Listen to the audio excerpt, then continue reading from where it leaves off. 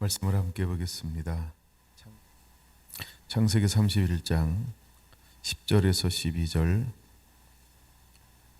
그 양떼가 새끼 뵐 때에 내가 꿈에 눈을 들어 보니 양떼를 탄 순양은 다 얼룩무늬 있는 것과 점이 있는 것과 아롱진 것이었더라. 꿈에 하나님의 사자가 내게 말씀하시기를 야곱아 하기로 내가 대답하기를 여기 있나이다 하매 이르시되 내 눈을 들어보라. 양떼를 탄 순양은 다 얼룩무늬 있는 것, 점 있는 것과 아롱진 것이니라. 라반이 내게 행한 모든 것을 내가 보았노라. 아멘.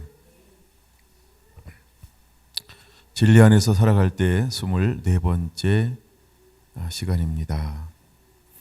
자, 오늘도 계속해서 야곱에 관한 이야기를 나누어 보려고 합니다. 자, 야곱은 이제 형 에서의 낯을 피하여서 그가 살고 있는 곳을 떠나서 바단 아람 외조모가 있는 부두엘의 집 외삼촌 라반의 집으로 가기 위해서 떠나가고 있습니다. 그럴 때 브엘세바를 떠나서 도중에 들렸던 곳이 베델입니다. 그는 베델에서 이제 잠을 청하기 위해서 한 돌 베개를 가려다가 돌을 가려다가 베개로 삼고 누웠습니다. 근데 놀라운 일이 일어나고 있는 거예요. 여러분, 우리 인생 가운데 이런 변화들이 일어나야 할 줄로 믿습니다. 베델에서 하나님을 만났던 야곱에게 어떤 일이 일어난 것일까? 야곱은 하나님은 야곱을 사랑하였습니다. 그런데 개인적으로 하나님을 만나는 경험이 없습니다. 이제 여기에서 야곱이 하나님을 만나는 놀랍고 새로운 경험을 하게 되어지는 것입니다. 여러분, 우리 인생 가운데서도 어떤 만남이 일어나야 할까?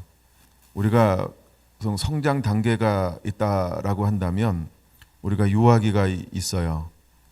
영아기라고 표현할까요? 그 다음에 유아기를 거쳐서 소년기를 거쳐서 청년기를 거쳐서 또 뭐 그 중간에 하나 더 집어넣을 수도 있고 그 다음에 이제 청년이 되어집니다. 청년이 되어지고 난 다음에 끝나는 게 아니고 이제 우리가 장년, 성인이 되었다, 어른이 되었어요. 또 우리가 어른으로 끝나는 게 아니고 우리 인생은 어떤 길을 또 만나죠? 노년기를 또 만나게 됩니다. 이처럼 우리가 계속해서 자라남에 따라서 그 어떤 시즌을 어떤 무슨 기라고 표현하고 있는 것처럼 우리가 하나님과 나 사이에서도 어떤 시즌이 필요할까? 그런 자라남이 필요한 것을 볼 수 있습니다. 자, 드디어 야곱은 베델에서 무엇을 경험하게 되냐 하면, 제가 이 말씀을 읽고 또 읽으면서 굉장히 재미난 생각도 한번 해보기도 했고, 12절 이렇게 말합니다. 꿈에 본즉 사다리가 땅 위에 서 있는데 그 꼭대기가 하늘에 닿았고 또 본즉 하나님의 사자들이 그 위에 오르락 내리락 하고 라고 말하고 있습니다. 먼저 그가 무엇을 보고 있냐 하면 창세기 28장 12절에 꿈에 열린 하늘의 문을 보고 있습니다. 열린 하늘의 문을 경험하고 있어요. 그러면서 그가 이제 천사들이 오르락 내리락 하는 것을 경험하게 되어진다는 것이죠. 그런 다음에 그는 이런 경험은 야곱에게는 굉장히 생소한 거였죠. 그리고 처음 있는 일이었죠. 자기 영안의 눈을 열어주었다. 그리고 영안의 눈을 열어주는 동시에 무엇을 보게 되냐 하면 천사들이 오르락 내리락 한 것을 보게 되었습니다. 이 천사들이 오르락 내리락 하는 것에 대한 여러 가지 견해들이 있어요. 왜 과연 천사들이 오르락 내리락 그랬을까라고 하는 것이죠. 거기는 분명한 여러 가지 이유가 있을 수 있습니다. 먼저 가장 기본적으로 간다고 한다면 히브리서 1장 14절에 보면 하나님이 천사들을 보내어 주는데 왜 천사들을 보내어 주는가? 천사들은 우리를 믿는 사람들을 섬기라고 보내준다라고 말하고 있습니다. 구약에도 천사들의 등장이 굉장히 많이 하고 있습니다. 근데 이번에 야고비가 보는 것은 천사들이 오르락 내리락 하고 있는 어떤 모습을 보고 있다라고 하는 것이죠. 그러면 오르락 내리락 한다. 가장 기본적인 거 하나만 말씀드린다면 무엇인가 천사들이 일하고 있는 모습, 부지런히 일하고 있는 모습, 하나님의 명령을 수행하고 있는 모습을 보고 있는 것이죠. 올라가고 내려가고 올라가고 내려가고 끊임없이 이것이 반복되어지는 것을 볼 수 있어요. 지금도 천사들이 우리와 함께 하고 있고 우리를 돕는 천사들이 있고 우리 영안의 눈이 안 열려서 그렇지 여러분 우리에게는 전부 돕는 천사들이 함께 하고 있습니다. 그래서 이 하나님은 야곱의 눈을 열어서 첫 번째 무엇을 보여주고 있냐면 천사들의 모습을 보여주고 있습니다.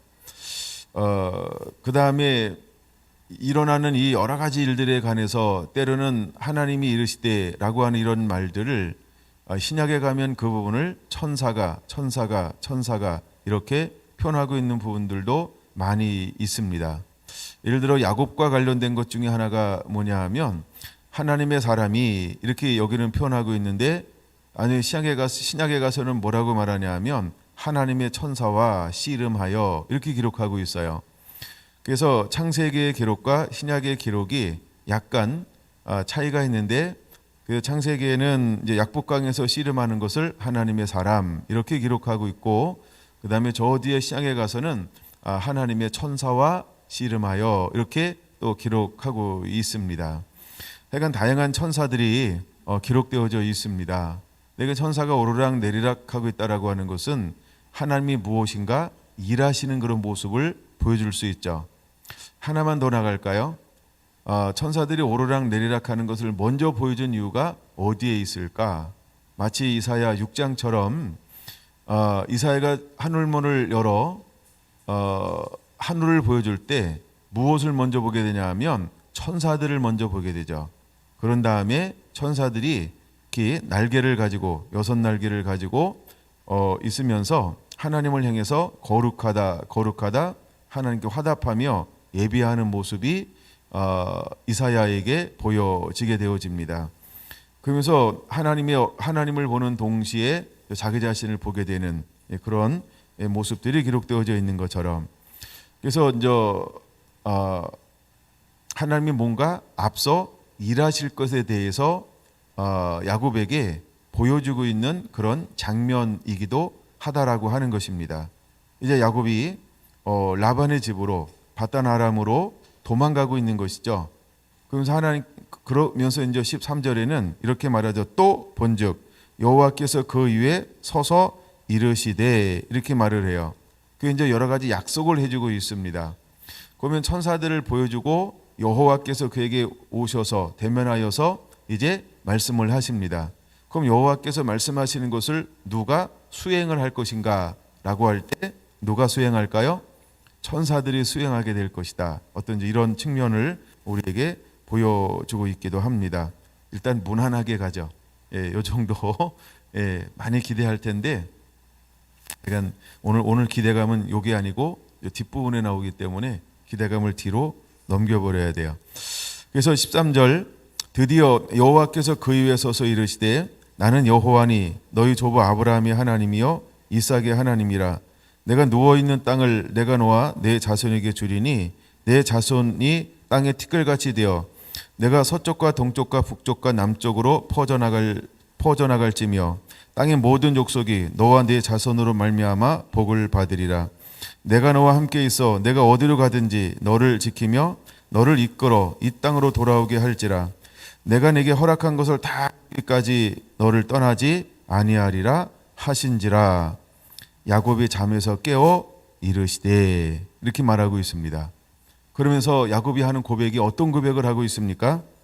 오늘은 먼저 욕을 보려고 하는 것이기 때문에 16절 여호와께서 과연 여기 계시거늘 내가 알지 못하였도다. 그러면 야곱은 지금까지 살면서 무엇을 경험하지 못한 것입니까? 하나님의 현현하심, 하나님의 함께하심, 하나님의 동행하심. 이것을 야곱은 실제적으로 뭐 한 거예요? 경험하지 못했어요. 그렇죠? 근데 하나님께서 아버지 이삭과 함께하는 것, 이것을 수없이 봤어요. 근데 이삭이 태어나고 난 이후에 야곱이 태어난 이후에 하나님께서 이삭과 하는 것을 함께 만나준 것이 아니고 어떻게 만나주었을까요? 이삭만 만나주었던 거예요. 그 다음에 이삭이 태어났을 때에도 하나님이 이삭과 함께 만나주는 게 아니라 누구를 만나주는 거예요? 그렇죠? 아브라함을 만나주는 것이죠. 그 다음에 예수님께서 변화산상에서 12제자를 다 변화산상으로 데려가는 게 아니고 누구만 데려가죠? 세 제자만 데려가는 것처럼 이렇게 때때로 하나님은 그 다음에 다메섹 도상에서 함께 다 빛을 보는데 음성은 누구만 들어요? 그렇죠. 한 사람만 딱 들어요. 놀라운 일 아닙니까? 예, 이런 것처럼 시내산에서 하나님이 그 임재하는데 200만 명은 밑에 있고 하나님이 누구만 불러요? 모세 한 사람만 부른다는 거. 이렇게 하나님은 똑같은데 역사하는데 어떻게 한다? 하나님은 때때로는 이렇게 구분한다는 거. 이건 구별이 아니고 구분한다. 그러니까 뭐 하나님 이런 식으로 하나님이 일하시는 거예요. 근데 드디어 야곱은 무엇을 경험하게 되는 거예요? 하나님을 경험하고 있는 거예요. 그럼 여러분 우리 신앙에서 어떤 경험이 있어야 될까요? 어떤 체험이 있어야 될까요? 그리고 이 한 번의 체험으로 인해서 이제 야곱은 어떤 삶을 살아가게 되나요? 그렇죠? 지속적으로 하나님과 동행하는 삶을 살게 되어진다는 겁니다. 구약은 하나님의 영이 왔다가 어떤 것을 마치고 다시 가시죠. 근데 신약에 성령이 오순절 이후에 우리에게 오시면 성령은 우리와 어떻게 하길 원하죠? 내 몸을 전으로 삼아서 다시 떠나는 게 아니고 지속적으로 함께 하기를 원하시죠. 이것이 이제 큰 차이가 있습니다. 그런데 아브라함과 이삭과 야곱의 이야기를 쭉 이제 보면 함에 한번 오셔서 늘 무엇하길 원하시는 거예요? 그렇죠? 함께 한다라고 하는 그 인도함. 그 다음에 이제 가끔 이제 공통점이 있는데 두려워합니다. 아브라함도 두려워하고 이삭도 두려워하고 야곱도 두려워합니다. 왜 두려워할까요? 하나님이 함께하는 지금 나와 뭐가 함께하는 것이 보증되지 않았어요? 느껴지지 않아요? 느껴진다? 하여간 그죠? 성령님이 나와 함께하심, 하나님이 나와 함께하심 이런 것들이 그래서 그런 것 가울 때 그것을 돌파하는 게 뭐였냐 하면 아브라함의 믿음이었고 이삭의 믿음이었고 야곱의 믿음이었다라고 하는 것입니다. 이런 걸로 이제 돌파를 합니다. 오늘 성령님이 우리와 함께 있어도 우리가 무엇으로 돌파를 해야 할까요? 그렇죠. 은사나 능력이나 표적이나 현상이나 기름 부음이나 이런 것들이 아닙니다. 우리가 돌파하는 것은 오직 믿음의 말씀이라고 하는 것입니다. 말씀으로 돌파하는 것입니다. 말씀으로 돌파하는 것입니다. 그래서 구약이나 신약이나 하나님께서 쓰임받는 사람들의 어떤 가장 핵심이 되어야 할 것은 무엇이냐 하면 마음의 변화라는 것이죠.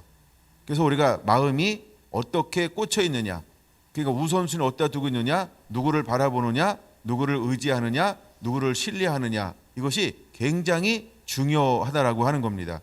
그래서 하나님은 공이 구약이나 신약이나 지금이나 하나님은 어떤 사람들을 찾고 있는 것이냐 하면 이제는 이 마음의 변화를 받은 사람들, 그래서 마음이 예수 그리스도를 닮아가는 사람들을 공이 찾고 있다라고 하는 것입니다. 지난번에 말씀했던 것처럼 하나님이 아브라함에게 무엇을 봤다? 충성됨을 보았다라는 것입니다. 그건 오늘날 하나님께서 우리에게 어떤 것을 볼까요? 동일하게 충성된 그 마음을 똑같이 하나님은 요구하신다는 겁니다. 여러분 우리가 이렇게 하나님 앞에 온전히 붙들림 당하게 되기를 예수님의 이름으로 축원합니다. 자, 드디어 야곱이 무엇을 경험하게 되냐 하면 하나님을 경험하는 거예요. 하나님을 경험하는 거예요. 그래서 그가 16절 뭐라고 고백합니까? 여호와께서 과연 여기 계시거늘 내가 알지 못하였도다. 실제로 그는 알지 못한 거예요.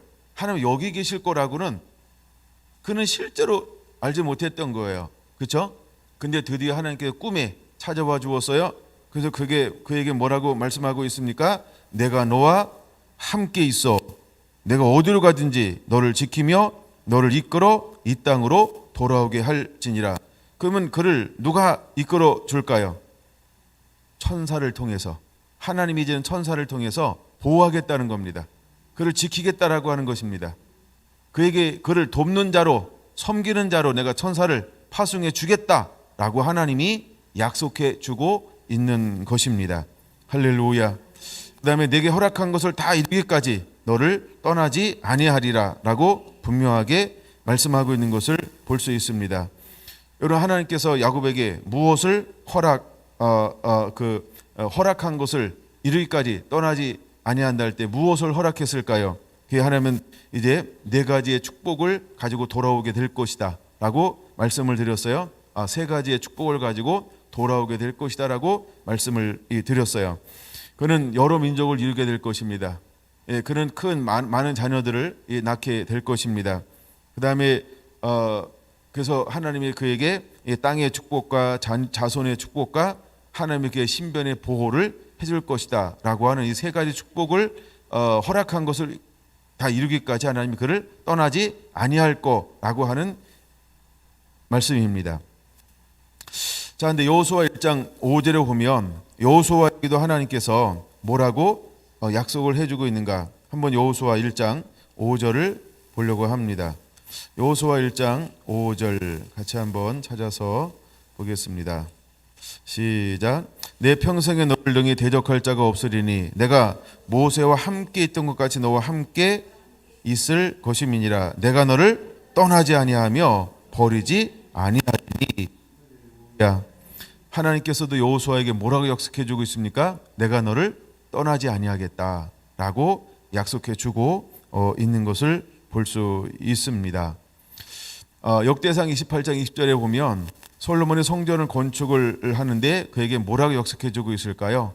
똑같이 내가 너를 떠나지 아니할 것이다 라고 약속해 주고 있는 것을 볼 수 있습니다. 이것은 다윗을 통하여서 하나님께서 그에게 놀라운 축복을 해주고 있죠. 마태복음 28장 20절 하나님께서 뭐라고 약속해 주고 있나요? 항상 너와 함께 계시리라. 세상 끝날까지 하나님이 항상 함께 해주겠다라고 누구한테? 12 제자에게 하나님이 그렇게 약속해 주고 있는 것을 볼 수 있습니다. 그런 것처럼 하나님은 오늘 우리에게 예수로 오셔서 이제 우리에게 임마누엘이 되기를 원하신다라고 하는 것이죠. 이처럼 그분은 우리와 함께 하기를 원한다는 것이죠. 한마디로 말하면 떠나지 아니하기를 원하시는 하나님. 할렐루야. 그래서 원래 하나님은 우리를 만드시고 또 우리를 자녀 삼아 주시고 자녀됨의 부르심 중에 하나, 축복 중에 하나가 뭐냐면 내가 너를 떠나지 아니하리라라는 이 놀라운 축복입니다. 하나님 우리와 함께 하십니다. 그러므로 우리는 하나님의 기쁨이요 즐거움이 되어야 할 줄로 믿습니다. 자, 이렇게 해서 이제 야곱이 누구를 만나고 경험하게 되냐 하면 하나님을 만나고 하나님을 경험하는 놀라운 사건이 이루어지게 되어지는 것이죠. 그래서 그는 이곳에다가 뭐라고 서원을 하고 있냐 하면 먼저 그의 고백이 17절 28장 17절은 이곳은 하나님의 집이요 이는 하늘의 문이로다 라고 말하면서 그에게 하나님 앞에 서원하고 있는 것을 볼 수 있습니다. 그러한 다음에 그는 떠나요. 근데 나중에 하나님이 내게 돌아오라 라고 할 때 하나님이 이 서원을 뭐한다? 기억하신다라고 하는 것입니다. 하나님 나중에 이 서원을 기억하신다라는 거예요. 자, 그런 다음에 이제 떠나갑니다. 떠나갈 때 이미 하나님께서 그에게 뭐라고 약속해 주었습니까? 내가 너와 함께 할 것이다 라고 약속해 주었습니다. 자, 그런데 여러분 잘 한번 생각해 보세요. 야곱이 이 경험을 하기 전에는 어떤 사람으로 알려졌나요? 야곱이라고 하는 이름 그 자체로 뒤 발꿈치를 잡고 태어난 사람. 그래서 사람들의 발꿈치를 잡는 사람으로 알려졌습니다. 그 다음에 그는 어떤 사람으로 알려졌습니까? 남을 속이는 사람으로 알려졌습니다. 또 그는 어떤 사람으로 알려졌습니까? 남의 것을 빼앗는 사람으로 알려졌습니다.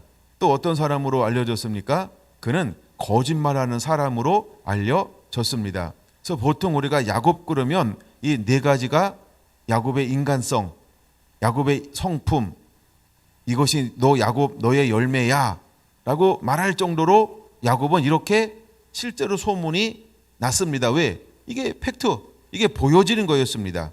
그런데 이제 야곱이 무엇을 통하여 변화가 일어나기 시작했을까요? 바로 베델에서 하나님을 만남을 통해서 뭐의 변화가 일어납니까?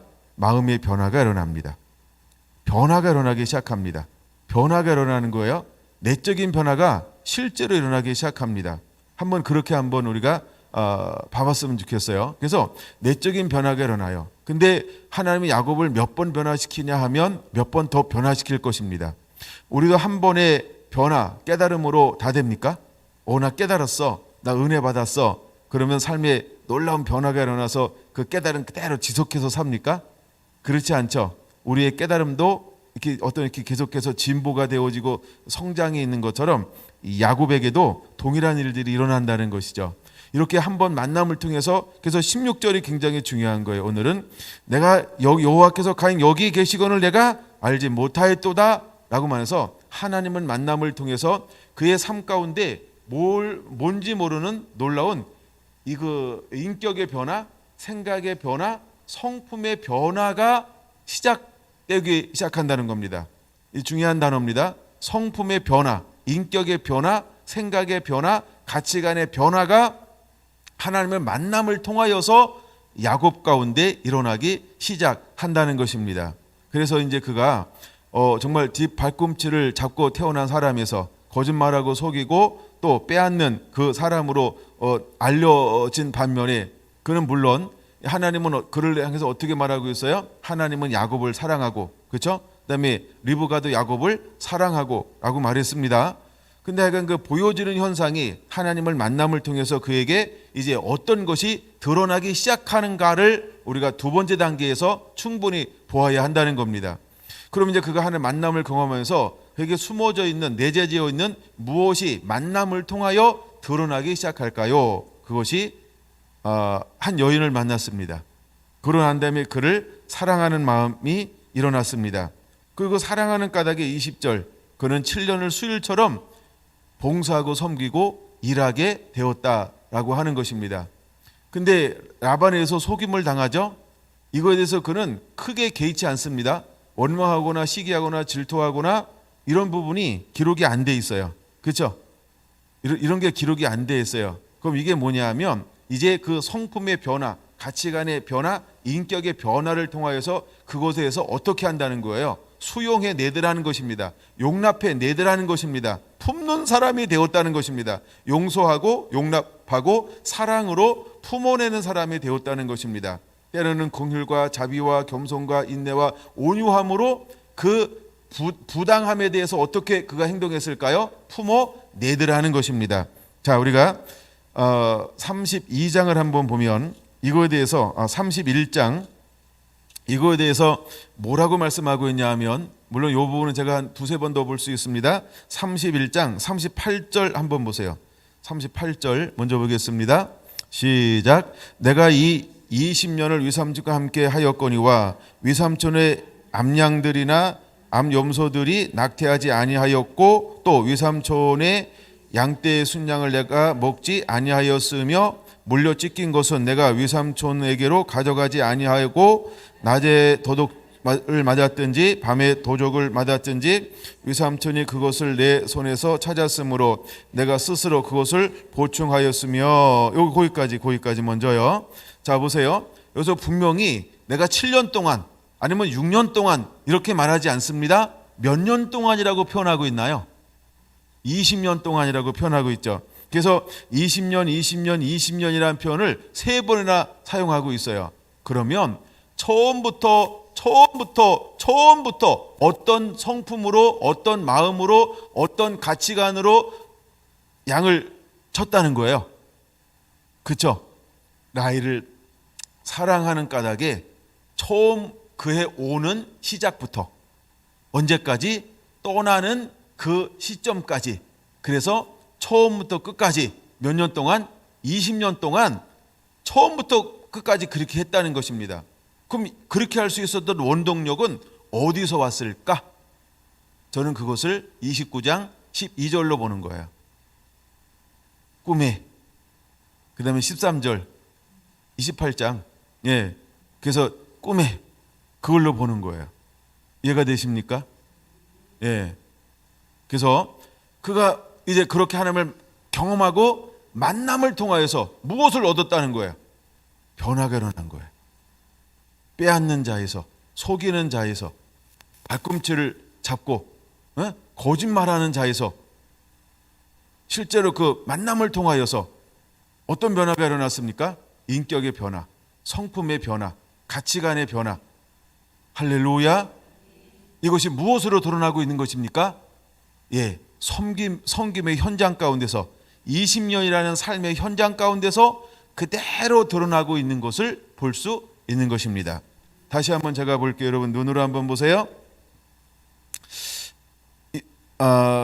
내가 이 20년을 위삼촌과 함께 하였거니와 위삼촌의 암양들이나 암염소들이 낙태하지 아니하였고, 요건도 약간 다른 의미니까 넘어가고요.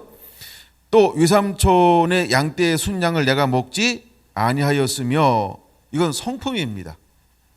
예. 그 다음에 물려 찢긴 것을 내가 위삼촌으로 가져가지 아니하고, 그럼 누가 손해봤다는 거예요? 내가 손해봤다는 거예요. 내가. 그 다음에 낮에 도적을 만났지니 밤에 도적을 만났지니 위삼촌이 그것으로 내 손에서 찾았으면 내가 스스로 그것을 보충하였으며. 그렇죠? 누가 손해본 거예요? 내가. 전부 내가. 모든 것을 내가 끌어안아.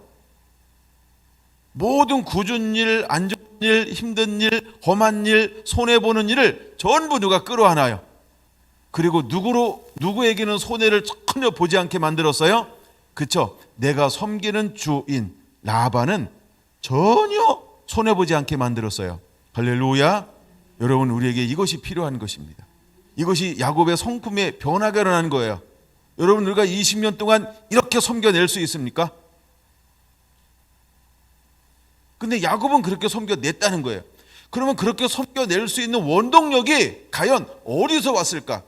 여러분, 우리는 야곱을 뭐라고 말합니까? 에이, 뒷방금 잡아서 남을 넘어뜨리는 자예요. 그는 속이는 자예요. 빼앗는 자예요. 거짓말하는 자예요. 라고 알고 있다는 거예요.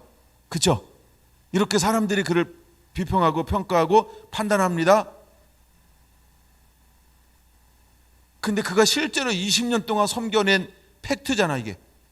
20년 동안 섬겨낸 삶을 보면 전혀 그런 게 보이지 않아요. 그렇죠? 빼앗았습니까?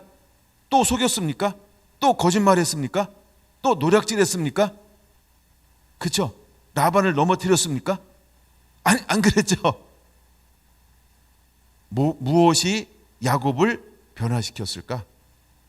야곱이 이런 성품을 가질 수 있었던 원동력이 어디에 있었을까? 주 출발점이 어딜까요? 그게 28장 12절이라는 것. 그게 28장 12절 13절이라는 거예요. 하나님과의 만남. 여러분, 우리 인생 가운데 단순히 교회 다니는 것만으로 되지 않습니다. 내가 하나님의 세상을 이처럼 사랑하사 독생자를 주셨으니, 그래서 요한복음 3장 18절을 암송하는 것으로 인격의 변화가 오지는 않습니다. 가치관의 변화는 오지 않습니다. 성경을 내가 한 번 읽었다 정독, 성경을 정독하면 인격이 변화됩니까? 가치관이 변화됩니까? 삶이 바뀝니까? 양심이 회복됩니까? 성경 한 번 읽는다고. 그렇죠? 근데 야곱은 거짓말하는 자라 했어요. 빼앗는 자라 했어요. 속이는 자라 그랬어요. 발꿈치를 잡는, 남을 넘어뜨리는 자라고 소문이 났어요.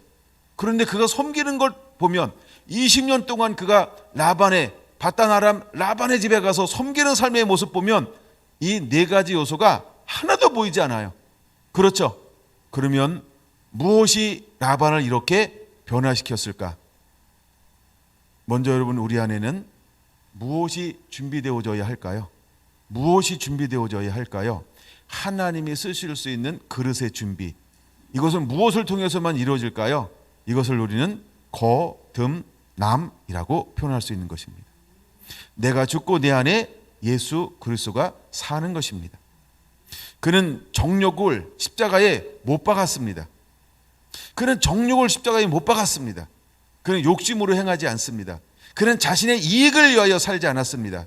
그럼 누구를 위하여 삽니까? 전적으로 라반의 이익을 위해서 삽니다. 나는 맡은 자요, 나는 그에게 충성하는 자요. 그래서 그는 주인으로 살지 않고 섬기는 자로 사는데 그는 종으로 살고 있다는 것입니다. 그는 철저하게 종의 신분으로, 종의 마인드로 살고 있다는 것입니다. 좀 더 볼까요? 그 다음에 뭐라고 말씀하고 있는가? 40절 볼게요. 내가 이와 같이 낮에는 더위를, 밤에는 추위를 무릅쓰고 눈 붙일 겨를도 없이 지낸나이다. 그러면 라반이 복을 받을 수 있었던 그 배후의 비결은 하나님이 야곱과 함께하니까 복을 받았다. 앞에는 그렇게 기록하고 있죠. 그러면 하나님이 복을 주셔서 복을 받은 거 맞아요, 그렇죠? 근데 하나님이 그냥 복을 주니까만 되는 것이냐? 아니면 우리가 어떻게 섬겨내야 하나님의 복이 실제로 드러나는 것이냐? 여러분, 이 부분에서 여러분들이 새롭게 정립을 해야 한다라고 하는 것입니다. 그럼 우리의 섬김은 어떤 섬김이어야 할까요? 우리의 섬김은 어떤 섬김이어야 할까요? 하나님을 두렵고 떨림. 맡은 자를 구할 것은 충성인이라고 하는, 여러분, 우리가 때를 따라 양식을 나눠주는 자라고 하는 것처럼, 여러분, 여호와는 우리의 목자시니 푸른 초장과 실만한 물가로 인도하는 것처럼, 그럼 푸른 초장과 실만한 물가로 인도하기 위해서 목자는 어떻게 해야 할까요? 깨어 있어야 합니다. 늘 한 발 앞서가는 자가 되어야 합니다. 그리고 이들을 살피는 자가 되어야 하는 것입니다. 근데 그 더위와 추위를 무릅쓰고 눈, 코, 뜰 겨를도 없이 그렇게 몇 년을 보냈습니까? 14년, 그 다음에 6년, 그래서 20년을 그렇게 보냈다는 것입니다. 하나님이 그냥 그를 겁으로 만든 게 아니고, 하나님이 그냥 라반이 빼앗아가는 것, 라반이 10번이나 계약서를 위반하는 것을 하나님께서 뺏어서 야곱에게 준 것이 아니라는 거예요. 야곱이 어떻게 섬겼으니까? 그렇죠. 욕심 없이 가장 겸손하게 나의 유익이 아닌 누구의 유익을 위해서 철저하게, 그렇죠, 라반의 유익을 위해서. 그런데 그럴 때마다 하나님이 라반이 하는 것을 누가 보았습니까? 누가 보았습니까? 하나님이 보았습니다. 그 성경에는 다 나타났어요. 그 나중에 봐야 되는데 미리 볼까요? 하나님이 그것을 다 보아서 31장 12절 보세요. 이르시되 내 눈을 들어 보라. 양떼를 탄 순양은 다 얼룩무늬 있는 것, 점 있는 것, 아롱진 것이니라. 라반이 내게 행한 모든 것을 내가 보았노라. 와우. 다 보고 계신 하나님. 7절 보겠습니다. 그대들의 아버지가 나를 속여 품삯을 10번이나 변경하였느니라. 그러나 하나님이 그를 막으사 나를 해치지 못하게 하셨으며, 이렇게 말합니다. 그러면 처음에 있는 거예요. 가만히 와서 보니까 태어나는 건강한 거 다 아롱진 거야. 야곱, 야 이거 어떻게 된 거야? 아니, 낙티만 하면 다 아롱지게 났는데요. 야, 이제 아롱진 건 내 거야. 너는 야 점 있는 거야, 점 있는 거. 아이, 삼촌 그 계약 점 있는 거. 알았어요. 또 양을 치는데 다 태어나는 게 뭐만 태어나요? 점 있는 거. 6개월 있다가 또 와보니까, 야 이게 어떻게 된 거냐? 너무 아니요, 저는 한 게 없는데요. 야 이번에는 야 그냥 하얀 거 나면 다 가져. 하얀 거. 그 다음에 태어나는 건 뭐만 태어날까요? 하얀 놈만 태어나요. 또 6개월 또 와봤어요. 10번이나 속였다니까요. 몇 년 동안 계약을 맺었는데 6년 동안. 그러면 몇 개월마다 한 번씩 바꾼 거예요. 그게 제가 6개월이라고 표현하는 겁니다. 하나님이 뺏어서 주었다는 거예요. 10번이나 계약서를 다시 썼어요. 10번이나 계약서를 다시 썼어요. 근데 야곱은 뭐하지 않고 그와 대항하지 않고 어떻게 섬겼어요? 여전히 어떻게 섬겼어요? 밤에는 추위를 무릅쓰고 낮에는 더위를 무릅쓰고 눈, 코, 뜰 겨를 없이 어떻게? 아주 성실하게. 아주 성실하게. 그는 어디서 늘 생활했을까요? 양무리에서 생활하는 겁니다. 그는 안식년도 안 했을 거예요. 그런 휴가도 안 갔을 거예요. 가족여행 가고 싶겠지, 그치? 안 그럴까요? 안 가고 될까요? 예. 우리 사랑하는 아내한테 이제 집에만 있으니까 바람 쐴까 이랬더니 이래서 이제 집에만 있습니다. 예. 네, 우리 사랑하는 아내 닮았나 봐요. 그래가지고 늘 그 양우리 속에서 양들과 함께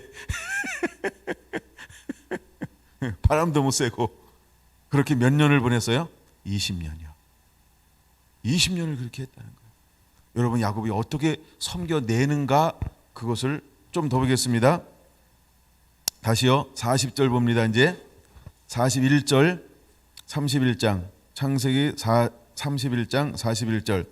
내가 외삼촌의 집이 있는 이 20년 동안 외삼촌의 두 딸을 위하여 14년, 외삼촌의 양떼를 위하여 6년을 외삼촌에게 봉사하였거니와 외삼촌께서 내 품삯을 10번이나 바꾸셨으며 우리 아버지의 하나님, 아브라함의 하나님, 곧 이삭이 경외하는 이가 나와 함께 계시지 아니하였더라면 외삼촌께서 이제 나를 빈손으로 돌려보내셨으리다마는 하나님이 내 고난과, 이거 체크해놔야 돼, 내 고난과 내 손의 수고를 보시고, 할렐루야.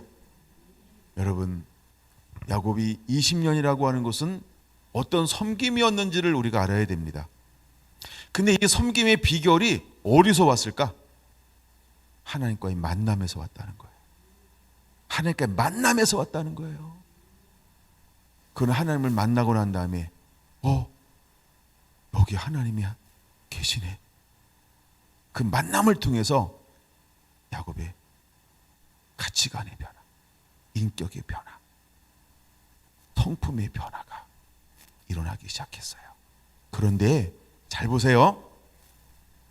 20년 동안 하나님은 야곱에게서 무엇을 보여주기 원했을까요? 무엇을 보기를 원했을까요?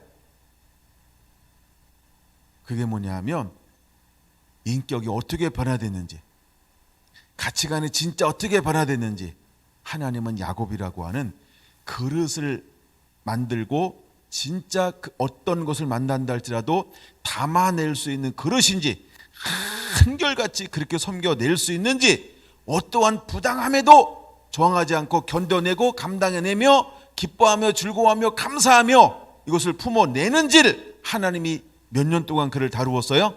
20년 동안 다루었다는 것입니다. 20년 동안 하나님이 다루었다는 것입니다. 왜 하나님은 야곱을 20년 동안이나 이 성품이라고 하는, 마음이라고 하는, 가치관이라고 하는 생각을 그렇게 만지셨을까요? 하나님이 그에게 12민족의 조상으로 만들기 위해서, 아니요, 아브라함의 하나님, 이삭의 하나님, 야곱의 하나님, 이 복을 이루기 위해서, 하나님의 언약을 담아내기 위해서 하나님은 야곱을 20년 동안 하나님이 원하시는 그릇을 만들기 위해서 20년 동안 그를 다루셨다는 거예요. 근데 야곱이 한결같이 어떻게 섬겼어요? 모든 고난과 모든 수고를 하나님이 보셨다는 거예요. 그 어떻게 섬겼다고요? 그냥 그 한 절로만 보면은, 그렇죠? 눈코뜰 겨를 없이 낮에는 더위를, 밤에는 추위를 무릅쓰고, 그 한 절에 난 다 포함되어 있다고 보는 거예요. 어떤 것도 주인이었던, 자기가 섬기는 육의 주인이었던 라반에게 손해를 끼치지 않았다는 거예요. 그리고 모든 손해, 모든 희생, 모든 헌신, 이건 누가 전부 감당해냅니까? 내가. 여러분, 이거 가능합니까? 이거 가능합니까? 이런 성품입니까? 이런 성품입니까? 이런 성품입니까?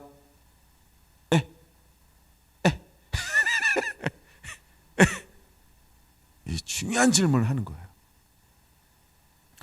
왜 하나님이 우리에게 아직도 이렇게 아무 그림자도 안 비치고, 때로는 왜 아무 응답도 안 하고, 왜? 그쵸? 왜 그분은 나를 아직도 안 만나줄까? 하나님이 뭔가 주고 싶은데 하나님이 그걸 담아내기엔 아직도 뭐 하는 거예요? 그릇이 만들어지는 있기 때문에, 그릇이 만들어지는 가정에 있기 때문에 아직 안 오시는 거예요. 그리고 그것을 공개하지 않을 수도 있다는 거예요. 여러분, 성결한 교회예요. 우리가 주님의 신부가 되기 위해서 이제 우리가 어떻게 다듬어져야 할까요? 그럼에도 불구하고 우리가 하나님 앞에 그대로 설 수 있겠냐는 거예요. 그럼에도 불구하고 누구처럼? 야곱처럼 말입니다. 야곱처럼. 이게 야곱이라는 거예요. 이게 야곱이라는 거예요. 우리가 하나님 앞에 순종하면, 내가 진리를 따라가면 나머지는 그냥 따라오는 거예요. 하나님께서 분명히 약속했잖아요. 내가 너와 함께 할 것이다. 그렇죠? 내가 내게 명하는 것을 이루기까지 너를 떠나지 아니할 것이다. 내가 돌아올 때까지 내가 너와 함께 할 것이다. 약속해 주었잖아요. 근데 그 베델에서 하나님을 만남을 통해서요, 야곱은 흔들리지 않았다는 거예요. 우리에게 그게 중요합니다. 흔들리지 않아요. 몇 년 동안요? 20년 동안 하나님께 그를 다루어 보는 거예요. 전에는 그는 어떻게 소문난 사람이었어요. 발꿈치를 잡는 자로, 빼앗는 자로, 속이는 자로, 거짓말하는 자로. 그렇게 알려진 것 가지고는 하나님이 담아낼 수가 없었어요. 그래서 그를 하나님께서 철저하게 한번 흔들어 보는 거예요. 철저하게 하나님 그를 흔들어 보는 거예요. 그래서 그에게 처음에는 어떻게 흔들어 봤어요? 아내 바꿔치기.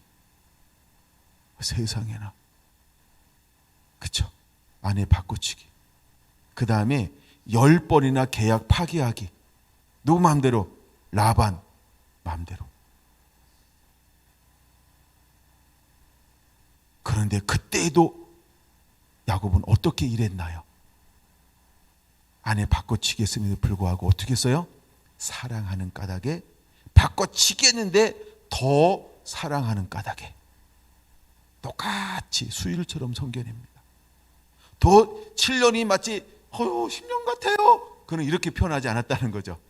7년을 며칠처럼, 그냥 수일처럼. 와우.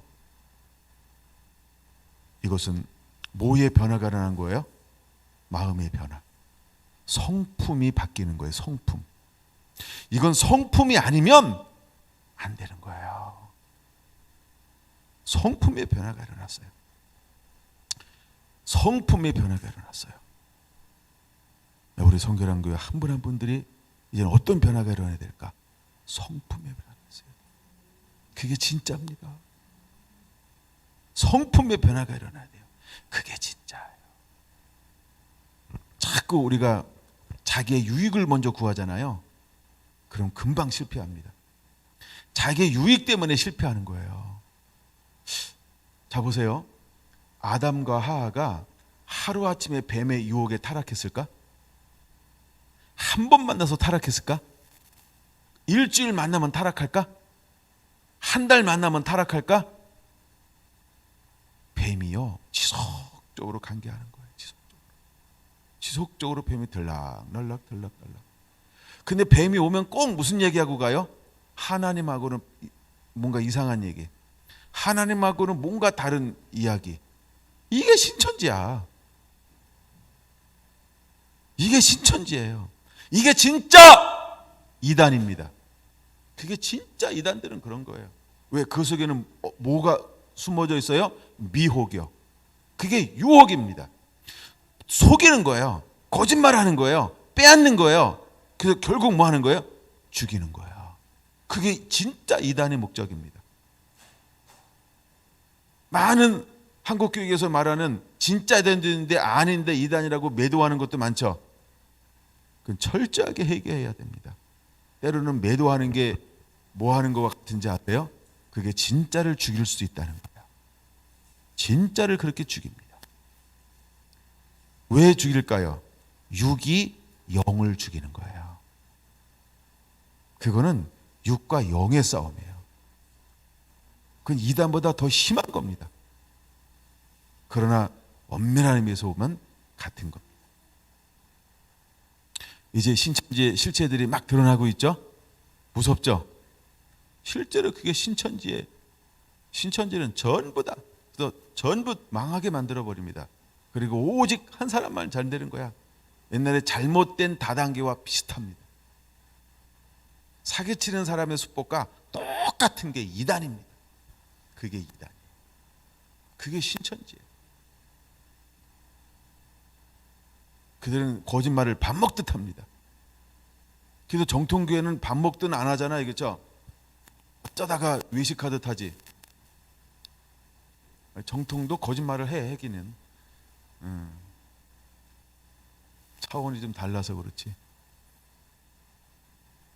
원래 빠지면 안 되는데.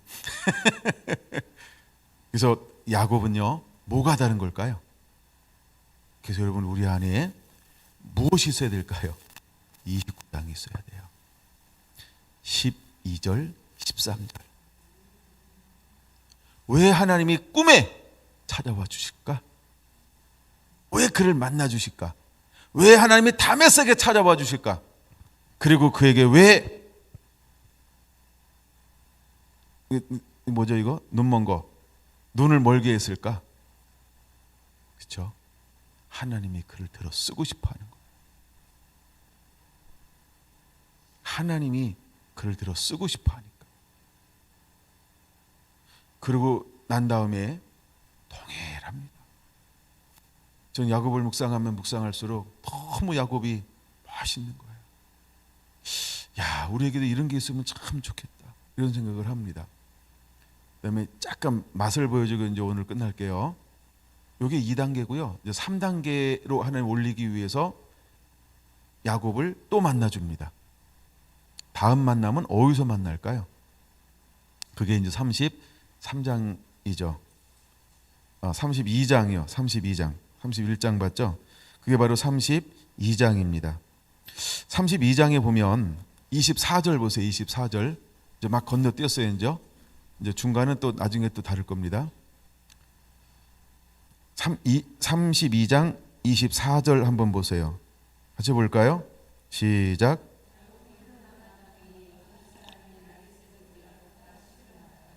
아멘. 거기 보니까 뭐라고 말합니까? 야곱이 홀로 남았더니. 베델에서 어떻게 만납니까? 하나님이 홀로. 홀로. 자, 이제 약복강에서 홀로 남아 있는데 그분이 오셨다는 거예요. 그게 참 귀한 거 아닙니까? 아니, 약복강에서 뭐 거기서 왜 약복강에 남았을까요? 심히 고민하여 죽게 되었나이다. 저는 그 예수님이 겟셋만에서 기도하는 장면이 이번에 좀 떠오르기도 했어요. 그가 그쵸? 심히 고민하여 할 수만 있거든.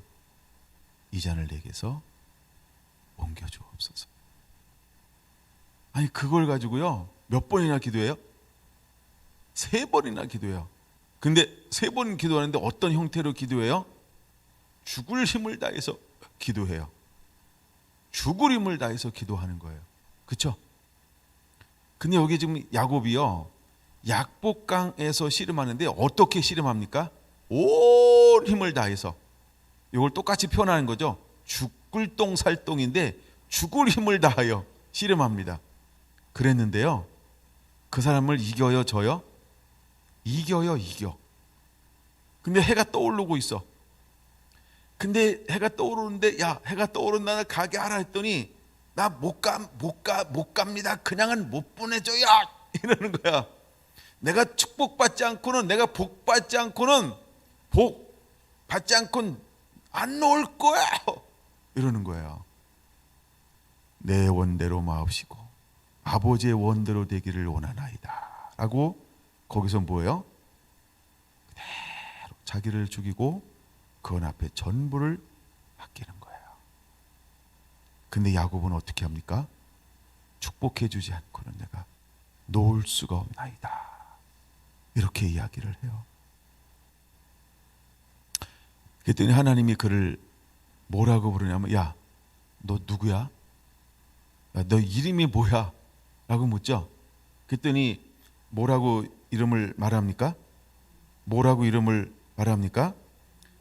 예, 내 이름이 무엇이냐 17절 묻죠. 그랬더니 나 야곱입니다 이러잖아요. 야곱의 이름이 뭐예요? 예? 뭐라고요? 속이는 자. 예, 감사합니다. 저 마이크 잡고 있어서 잘 들리고 마이크 안 줘서 잘 안 들리는 것이 죄송해요. 속이는 자.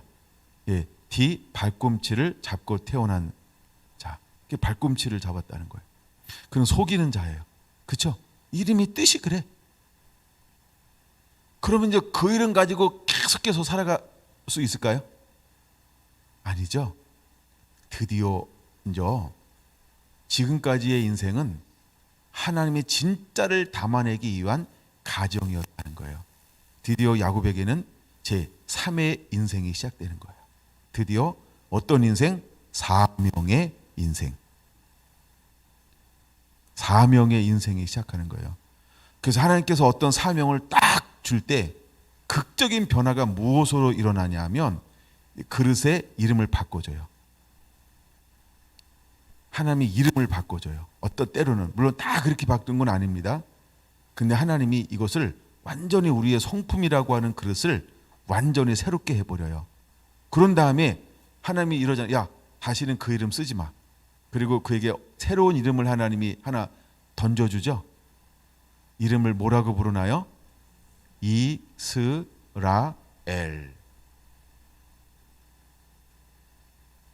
원래 엘은 하나님께 붙이는 이름인데, 자 보세요. 이스라엘. 그럼 이스라엘이라는 이름의 뜻이 뭘까요? 하나님과 겨루어 이겼다라고 하는 이름을 갖게 되어진다는 거예요. 자, 그 옆에다 이렇게 한번 적어놔 보세요. 하나님의 존귀한 자다.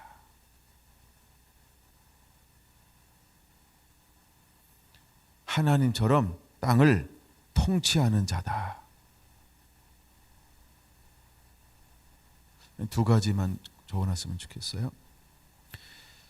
하나님의 존귀한 자, 하나님처럼 땅을 통치할 자. 하나님은요, 이 밤새도록 씨름을 통해서 뭐의 변화가 일어나게 만듭니까? 그릇의 변화.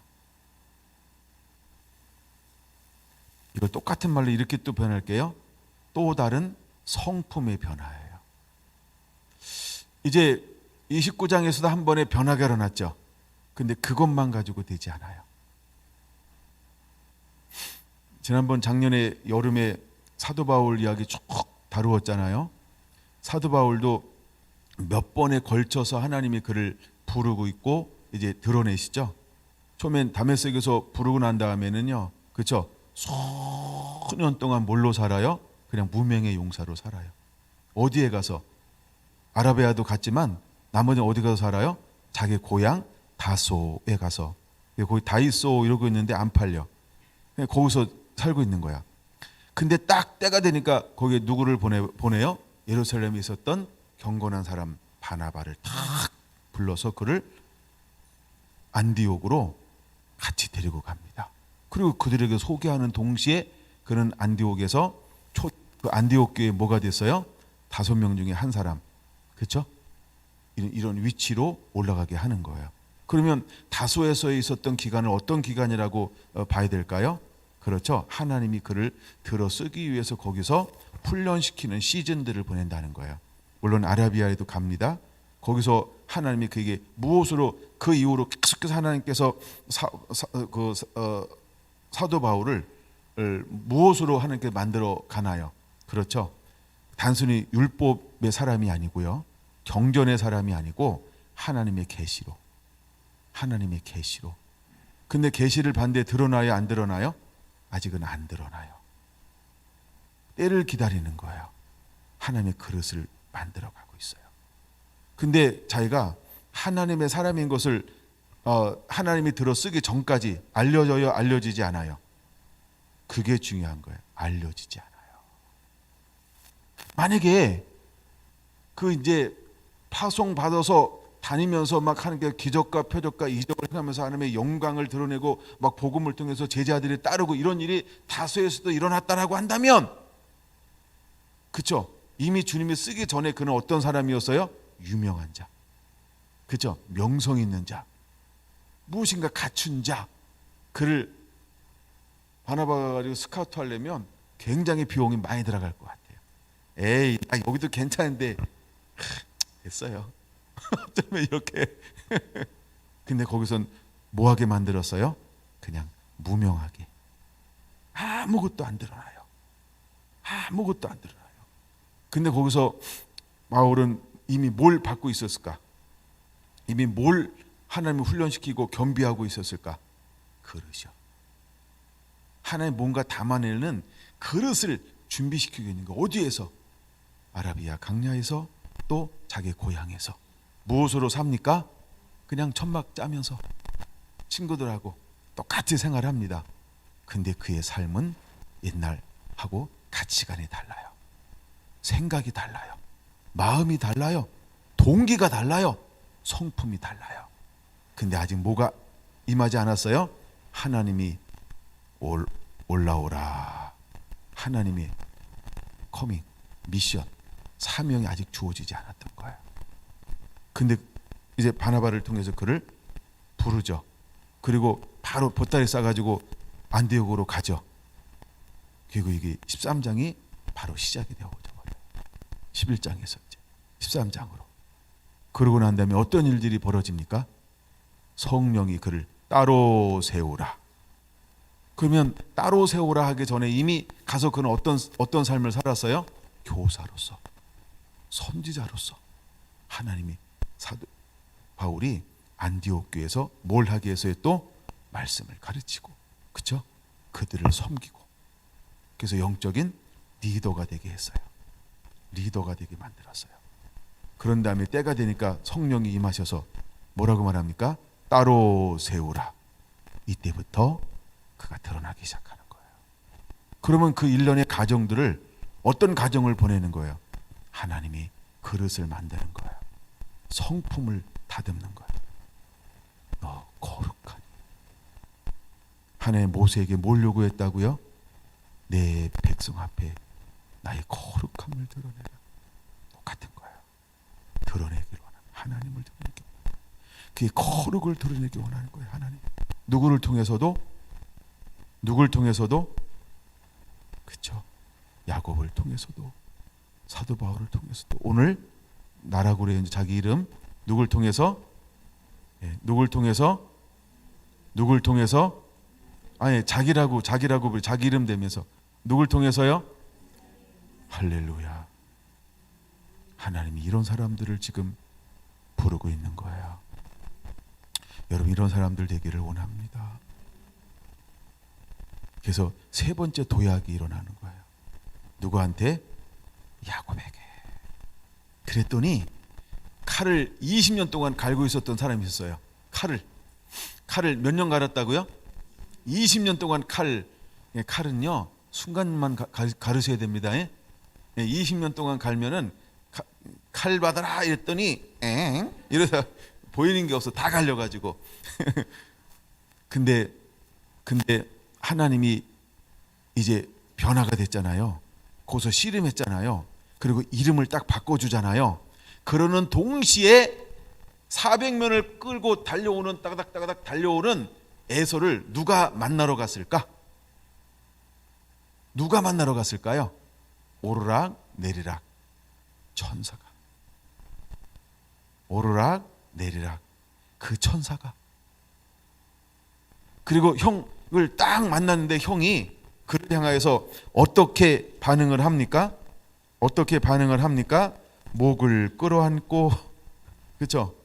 예, 4절 33장 4절 에서가 달려와서 그를 맞이하고 안고 목을 어긋 맞추어 그에게 입 맞추고 서로 우니라. 에서가 그런 사람이 아니야. 예?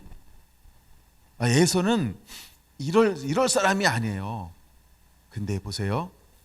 내가 하나님 앞에 화평을 얻고 내가 하나님의 성품으로 무장이 돼서 내 삶 가운데 그분의 영광이 비추어지는 동시에 환경이 어떻게 변화되어질까요? 와우, 놀라운 역사들이 일어나는 거예요. 아멘. 그래서 사도 바울은 고백하는 겁니다. 내가 예수님을 본받은 자 된 것처럼. 그럼 수많은 사람들이 사도 바울 속에 누굴 보고 있는 거예요? 예수님. 누굴 보고 있다고요? 예수님. 그러면 형 에서가 야곱을 향하여 400명을 이끌고 오는 거야. 이게 그냥 오면 한 10명 정도 이끌고 오지. 400명 군대 수준을 이끌고 오는 거예요. 아니 아브라함도 318명 이끌고 가는데 얘는 좀 쪽수가 늘었어. 그래가지고 오는데 얼마나 두렵겠어요. 그런데 이 마음을 하나님이 만져주니까 만나자마자 뭐 한다고요? 입 맞추고 서로 우니라. 400명이요 아마 기절 몇 명 했을 거야. 에서 맞아? 야 우리 주인 맞아? 야 우리 저런 모습 처음이지? 야 네가 봐도 이상하지? 약 먹었나 봐. 뭔가 약간 뭐 여러 가지 이야기를 했겠죠. 내가 하나님의 영광을 품으면, 아멘, 내가 하나님이 쓰실 만한 그릇이 준비가 되면, 내 안에 천국을 품으면 내 안에서 무엇이 발산될까요? 무엇이 드러날까요? 신부가 단장이 되어지니까 신부 안에 있는 성품들이 드러나죠. 각종 향품, 그렇죠? 그런 것처럼 이제 그 축복하지 않으면 놓을 수 없다라고 할 때 그 축복이 어떤 축복이었을까? 야곱 안에 하나님의 영광으로 가득하게 채웠다는 거예요. 요걸 이해하기 전에는 그 위에 있는 거 하나씩 더 봐야 이해가 더 확 되는데, 이제 날이 밝아 쭉 오는데 이렇게 해가 떠오르는 거예요. 그랬더니 그곳 이름을 뭐라고 이름을 불렀어요? 브니엘.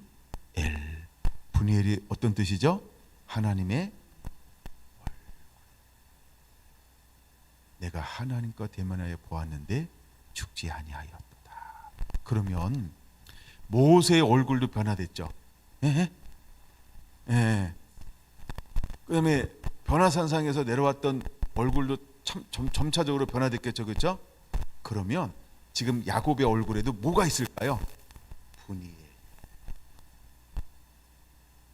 에서가 딱 만나러 가는데 아직 분이엘이 다 안 꺼졌어. 하나님의 이 영광이 아직 안 꺼졌어요. 그러니까 에서가 딱 와서 야곱을 딱 보는 동시에 이 자기의 모든 성품이 뭐 하는 거예요? 영광 앞에 봄눈 녹듯 감정이 풀어지는 거예요. 뭐 때문에? 그분의 영광 때문에. 지금 그 영광이 누구한테서 지금 비치고 발산되고 있는 거예요? 야곱. 할렐루야. 이게 야곱이었다는 거예요. 이게 야곱이에요. 그 다음에 이제 한 단계 더 가야 야곱의 사명이 이제 마치니까 그거는 다음에. 다시 오늘 정리를 한번 하려고 합니다. 29장부터 시작을 했죠. 12절 13절 그래서 16절 이런 고백을 할 수 있어야 돼요. 아멘. 여러분, 우리에는 어떤 일이 먼저 일어나야 될까? 만남이 일어나야 할 줄로 믿습니다. 내가 전에는 어떤 삶을 살았어요? 어떤 이름으로 알려졌어요? 속이는 자로, 빼앗는 자로, 사기치는 자로, 거짓말하는 자로, 남을 넘어지게 하는 자로. 그러나 주님을 만남을 통해서 어떻게 변화되었어요? 주님의 성품으로. 요걸 제가 더 깊이 나눠야 되는데 못 나눴어요. 그래서 하여간 변화되었어요. 그랬더니 20년을 섬기는데 어떻게 섬겨요? 내가 먼저 손해보기 원하고, 그렇죠? 내가 먼저 손 내밀기 원하고. 원래 가사를 새롭게 쓰는 사람이니까. 그래서 내가 자기가 전부를 끌어안고 가. 자기가 전부를 끌어안고 가요. 이건 성품입니다. 그는 욕심을 부리지 않아요. 그는 자기 유익을 구하지 않아요. 그리고 오직 누구를 위하여? 작은 것을 섬기는데 전부를 다하는 충성되게 섬겨요. 내가 작은 것에 충성차냐면 어찌 너에게 많은 것으로 맡길 수 있겠느냐? 누가복음에 나오는 이 말씀처럼 야곱은요, 그 작은 것에 온 힘을 다해서 눈콧들 겨를 없이 낮에는 더위 밤에는 추위를 무릅쓰고 그렇게 20년을 한결같이 섬겼다는 거예요. 그래서 그것을 뭐라고 표현해요? 내 고난과 내 수고를 누가 봤다고요? 하나님도 보셨고, 또 누가 봤을까요? 라반도 보고. 할렐루야. 여러분, 우리를 누군가 지켜보고 있다는 거예요. 아브라함도 누군가 지켜봤고, 다 아셨죠? 눈이 채야 돼. 이제 야곱도 이삭도 누군가 지켜보고, 그렇죠? 그 다음에 야곱도 누군가 지켜보고 있고, 야, 너로 말미암아 내가 복을 얻었거늘 나를 위해 다시 일해줄 수 있겠니? 내가 너에게 품삯을 줄게. 뭘 받기 때문에 그런 제안을 한 거예요? 하나님이 함께 하심.